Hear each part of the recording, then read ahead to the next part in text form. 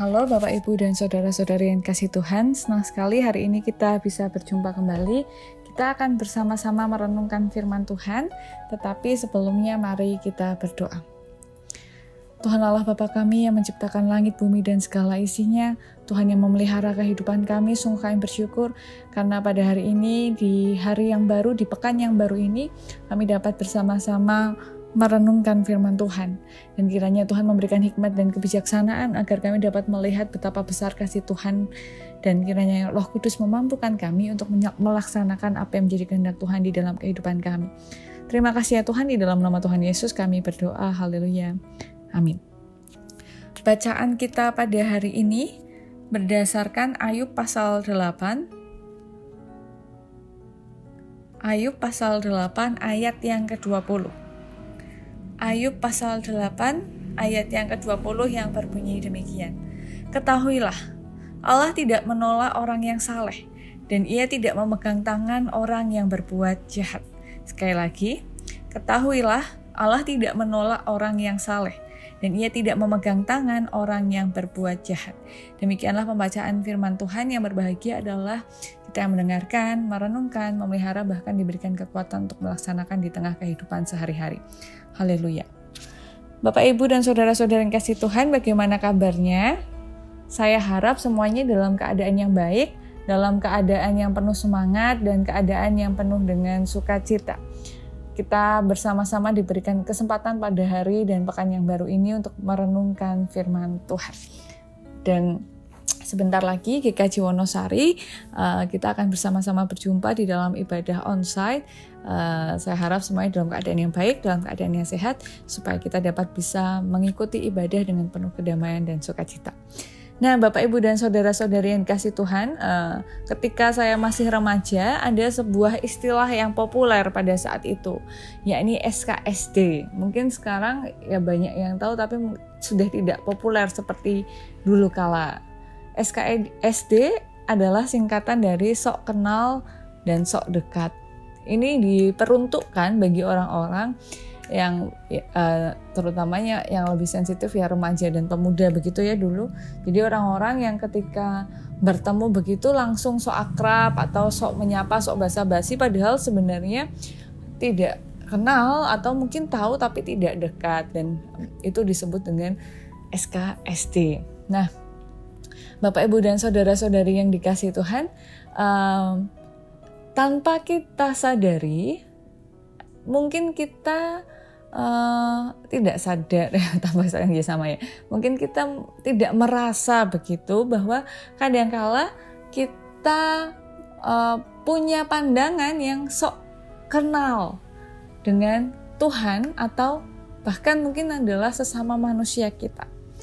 Barusan kita membaca salah satu kutipan yang berasal dari perkataan sahabat Ayub yang bernama Bildad. Nah, sahabat Ayub ini memberikan saran begitu kepada Ayub ketika Ayub mengalami penderitaan yang luar biasa, yaitu supaya ia dan anaknya sudah meninggal, ia itu melakukan pertobatan, dan mungkin apa yang menimpa anak-anaknya itu karena dosa yang mereka lakukan.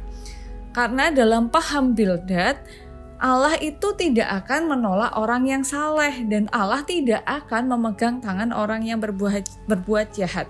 Maka dari itu, ketika hal buruk menimpa Ayub, ada kemungkinan bahwa ia dan keluarganya melakukan sebuah kejahatan di hadapan Tuhan. Maka dari itu mereka mengalami hal yang seperti itu. Tapi sebenarnya ketika saya membacanya, atau mungkin ada beberapa Bapak Ibu yang juga merasa sama seperti saya, bukankah ucapan Bildad ini benar? Bahwa Allah tidak akan menolak orang yang saleh dan tidak memegang tangan orang yang berbuat jahat. Bukankah begitu seharusnya? Mungkin ada dari saya pernah sempat berpikir seperti itu, dan mungkin Bapak Ibu juga ada yang berpikir seperti itu.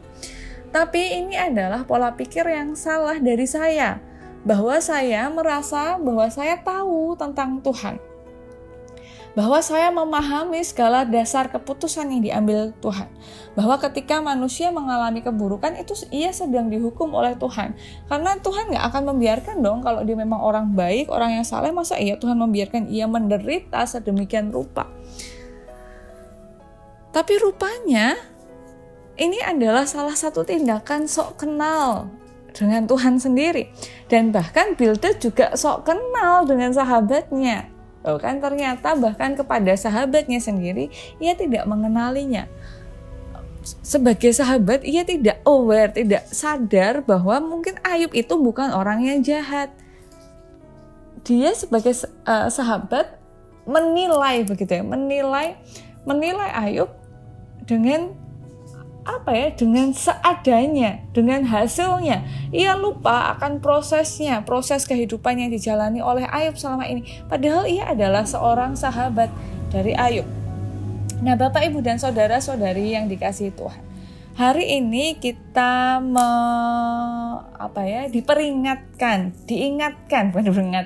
diingatkan mengenai dua hal. Yang pertama adalah mustahil bagi manusia untuk memahami Allah dan sesama kita. Mustahil. Sepintar-pintarnya, bahkan mungkin Bapak Ibu ada yang mengambil bidang atau bahkan ahli dalam psikologi, begitu, jadi psikolog dan lain-lain. Tapi mustahil untuk 100% mengetahui sesama manusia. Atau sedekat-dekatnya Bapak Ibu dengan Tuhan, mustahil bagi kita untuk memahami apa dasar hukumnya ketika Tuhan mengambil sebuah keputusan. Itu bukan hal yang selalu bisa menjadi kita pahami, bukan hal yang selalu kita mengerti prosesnya. Maka dari itu kita perlu mengingat bahwa mustahil, kita nggak mungkin paham 100% tentang Tuhan dan nggak mungkin paham 100% tentang sesama manusia. Maka dari itu, karena mustahil, yang kedua adalah tidak perlu menilai Tuhan atau manusia. Tidak perlu menilai, oh Tuhan itu baik kalau Tuhan melakukan ini. Oh Tuhan itu adil ketika Tuhan melakukan ini. Oh kalau kayak gini apa benar ya Tuhan adil? Tidak perlu menilai Tuhan berdasarkan apapun. Karena Tuhan itu adil kodrati. Karena Tuhan itu tidak terselami oleh akal budi manusia. Kita mengalami Tuhan, iya. Kita punya pengalaman tentang Tuhan, iya. Kita merasakan berkat Tuhan, iya. Tapi kita tidak bisa benar-benar bisa menilai Tuhan. Ya kayak misalnya, gimana ya, ini sudah sering ya. Jadi memang yang kita alami dan yang orang lain alami tentang Tuhan itu berbeda-beda. Jadi seandainya pun kita mau bersaksi, itu bukan sebuah penilaian. Misalnya, Tuhan sungguh baik di kehidupan saya karena Tuhan melakukan ini, itu. Itu adalah sebuah pengalaman. Jadi bukan menilai atau menghakimi Tuhan. Begitu juga dengan sesama kita manusia. Misalnya Bapak Ibu, ada seorang yang bercerita kepada kita, misalnya badanku itu rasanya pegel semua, kepalaku rasanya pusing. Lalu kita bilang, oh itu pasti COVID, nah gitu kan. Orang jadi gugup, padahal sebenarnya mungkin dia masuk angin gitu, karena semalam nggak bisa tidur. Atau misalnya ada saudara kita itu cerita gitu, berkeluh tentang pekerjaannya, lalu kita bilang kepadanya, kamu itu jadi orang nggak bisa bersyukur, orang lain loh nggak punya kerjaan, kamu itu sudah punya pekerjaan kok malah mengeluh terus, kamu itu memang tidak bisa bersyukur. Padahal kan kita nggak tahu, mungkin dia dalam doanya, dalam kehidupannya itu senantiasa bersyukur, tapi pada saat itu mungkin dia sedang mengalami hal yang begitu beratnya sehingga ia ingin menyampaikan keluhannya kepada orang yang dianggap dekat. Ya mungkin Bapak, Ibu, atau saudara-saudari. Nah, karena kita mustahil mengenal Tuhan secara utuh, karena kita mustahil mengenal sesama kita secara utuh, maka yang harus kita hentikan saat ini adalah memberi penilaian atau penghakiman baik kepada Tuhan ataupun kepada sesama kita. Stop memaksakan tolok ukur kita kepada Tuhan maupun sesama kita. Karena kita tidak pernah tahu. Maka dari itu mari menjalani kehidupan kita dengan dengan memandang karya Tuhan, menikmati karya Tuhan, tidak perlu pusing menilai, jadi Tuhan itu sebenarnya kayak gimana sih? Jadi Tuhan itu gimana? Nggak perlu pusing tentang hal itu. Dan ketika ada perjumpaan dengan orang lain, mari tetap memberi ruang di hati kita dan di pikiran kita bahwa saya tidak benar-benar mengenal atau memahami dia. Maka saya tidak bisa memberikan penilaian yang baik, penilaian yang sempurna. Jadi lebih baik saya tidak perlu menilai. Ya, mari kita berdoa. Akal budi kami yang terbatas, pemahaman kami yang terbatas, kiranya tidak menjadikan kami orang-orang yang terbatas dalam mengasihi. Maka ketika kami terbatas dalam memahami, kiranya Tuhan memampukan kami untuk melampaui batas dalam mengasihi. Supaya kami mengasihi dengan luar biasa dalam keadaan apapun, kepada siapapun, dan termasuk juga mengasihi Tuhan dengan lebih lagi.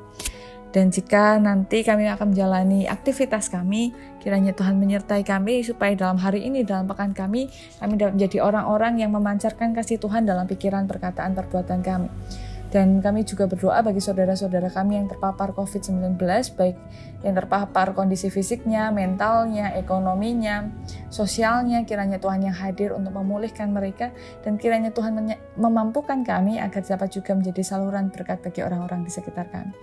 Terima kasih ya Tuhan, dan untuk setiap dosa kesalahan kami, sungguh kami memohon ampun, dan kiranya Tuhan memulihkan kami akan menjadi anak-anak yang semakin segambar dan serupa dengan Tuhan. Terima kasih ya Tuhan, di dalam nama Tuhan Yesus kami berdoa, haleluya, amin. Ya Bapak Ibu, demikian yang dapat saya sampaikan, kiranya dapat menjadi hal yang baik. Sampai jumpa di pertemuan berikutnya. Tetap taati protokol kesehatan, jangan lelah. Selamat menjadi berkat. Tuhan Yesus memberkati. Sampai jumpa.